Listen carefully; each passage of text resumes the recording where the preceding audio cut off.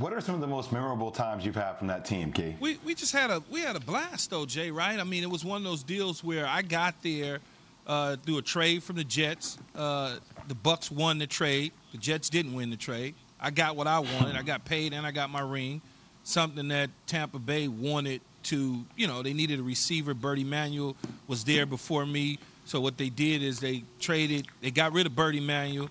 And then brought me in via trade. And so I met with them at the Pro Bowl that year and just kind of didn't really have any real conversations, just kind of like, oh, man, if y'all had me, y'all be awesome.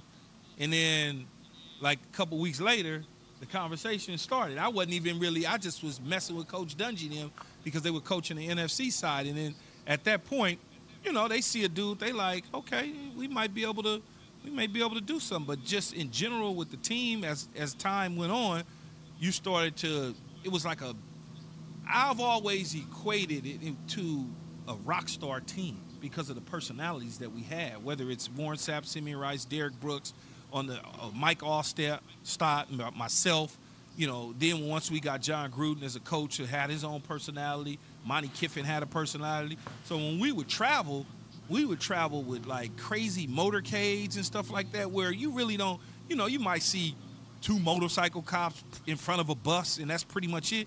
We had like the whole damn police force. Like when we got the hotel lobbies, our hotel lobbies was crazy. Like we couldn't even get in to check in our rooms. We eventually had to go through like the side entrance, the kitchen entrance, stuff like that because it became so crazy. And as we continued to win, and every single year I think that I was there, we were picked in the top 4 teams to go to the NFL. Like every single year, we was one of the favorites. And then all that swag and all that personality, and we was in Florida. So, we was just a dominant team to a point on the field, off the field, John Lynch. It was pretty crazy. And then the personalities eventually, Warren Sapp, a lot of people think that, Warren Sapp, in to some degree, Warren Sapp can be a bit of an ass. I mean, that's just who he is. You know what I'm saying? That's who he is as a player, but you want to play with him and not against him. I mean, he was so dominant at times, man, it was crazy. It was crazy to see his athleticism and just some of the things that he demanded from other players to be as good as him or better. And he didn't get along with all the teammates, but you had to understand who he was and deal with him and take it with face value and keep it moving, and that's what I did. I remember one time, Jay, I invited, because at this time, he's so funny, he says, don't talk about the exes. So I got divorced, and, I had a crib on the water. I'm single. I got a nice crib on the water, a single island. And I invited all the teammates over. This is how crazy Sapp was. I invited everybody over. Hey, man, come over. It was cool, whatever. I was the guy. On my pad, it's going to be all right. He got mad at me because he said I didn't send him an invitation. I'm like, Sapp, you in the locker room with everybody else. I done told everybody to come through.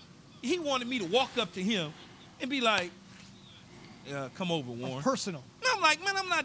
If you want to come, come. Oh, man, 19 he don't invite me up. I'm like, man, I'm not calling you. You can come over. I said some other words along the way, but I can't say them on Disney.